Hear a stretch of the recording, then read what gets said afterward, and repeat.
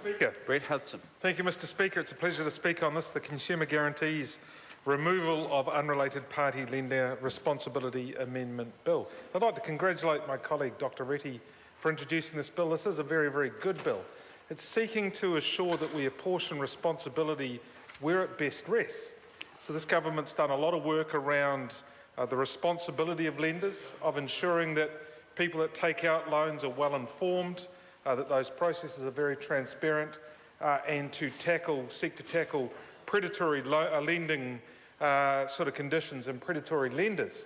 Similarly, we're of the view that manufacturers and sellers are where the responsibility lies under the Consumer Guarantees Act, or where it should lie, for the fitness of purpose, or fitness for purpose of the goods sold, and in fact their durability, which most consumers, that is the part of the Consumers Guarantees Act that they understand the most, that when they purchase a good, that it should do what it's supposed to do and that it should last for a reasonable period of time. At the moment, under the Consumer Guarantees Act, it is possible that lenders who have no part in the specifications of the good or the selling of the good can be held responsibility for those elements of the Consumer Guarantees Act, when our argument is that they really shouldn't.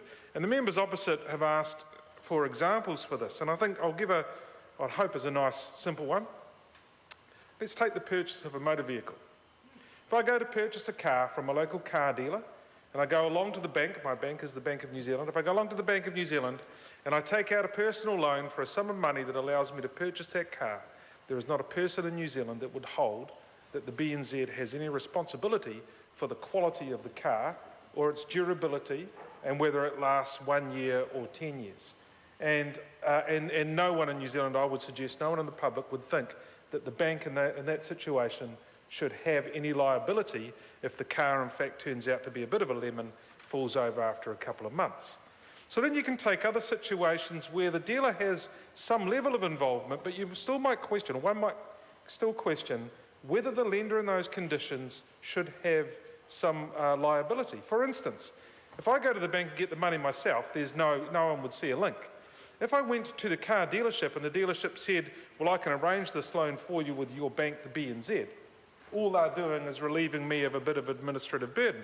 I would argue, Mr. Speaker, that most people would say that actually in that case, the bank still has no part in the decision or the quality or the specifications of the vehicle.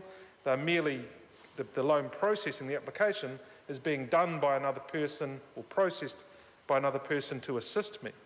And then you get into situations, Mr. Speaker, where it's not, say, a major trading bank, but it could be a finance company, not connected as such to the dealership, but which specialises in motor vehicle finance.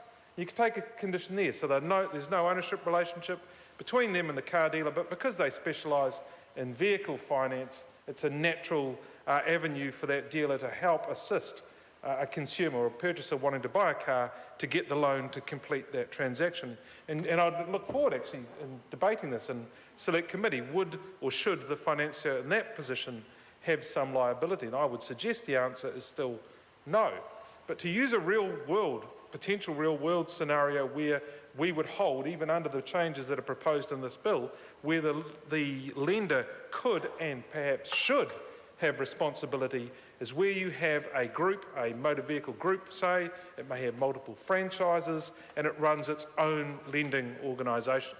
And in that case, the dealership and the dealer is using their companies, their group of companies, finance company, to provide the loan so that person can purchase a car from another member of that group. In that situation, Sarah, I think it's very, very plausible that the public at large, that the purchaser of the vehicle indeed would also say, actually, the lender in this situation is very much a party to the entire purchase, not simply extending a line of credit so that I can walk into a dealership and buy a car. And I'm sure that's an example that will be traversed in select committee, which is where this very, very good bill belongs. I look forward to because I sit on the Commerce Committee, I look forward to scrutinising the bill and hearing submissions. And at this stage, Mr. Speaker, I would commend this bill to the House.